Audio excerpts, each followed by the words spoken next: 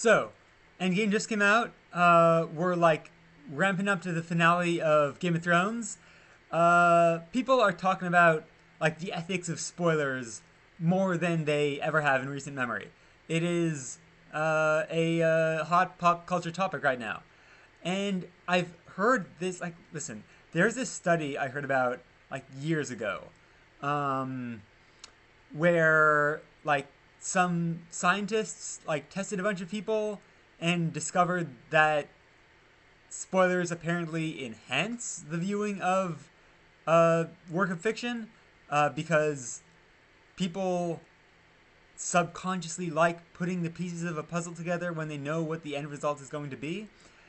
And like that's obviously true for some people, but I have been hearing like people pull that argument out far too much for the past few weeks.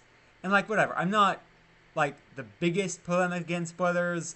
It's a personal thing, right? Like, do what you can to avoid the things you don't want to see in life. I mean, that's not just for spoilers, that's for everything. Don't expose yourself to things that are going to annoy you. And yeah, if like someone gets up in your face with something, then you have a right to be annoyed at that person.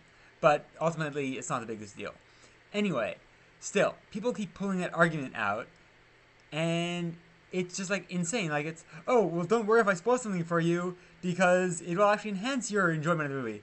No, like if that person isn't already spoiled, they probably know themselves well enough to know that it won't enhance their viewing of a movie. Like that study, like was not the most like empirical test, right? Like it's true for some people, obviously, but people have different tastes. Some people don't even like puzzles. Like give me a jigsaw, I'll be bored to tears. Um, but yeah, like people, like humanity's not a hive mind. Like people have different tastes. You can't just say that one study proves that everyone's going to be enhanced by spoilers, even if they don't know it. People know themselves better than you do. So yeah, that just to say, spoiler, personal decision, pulling out some old study.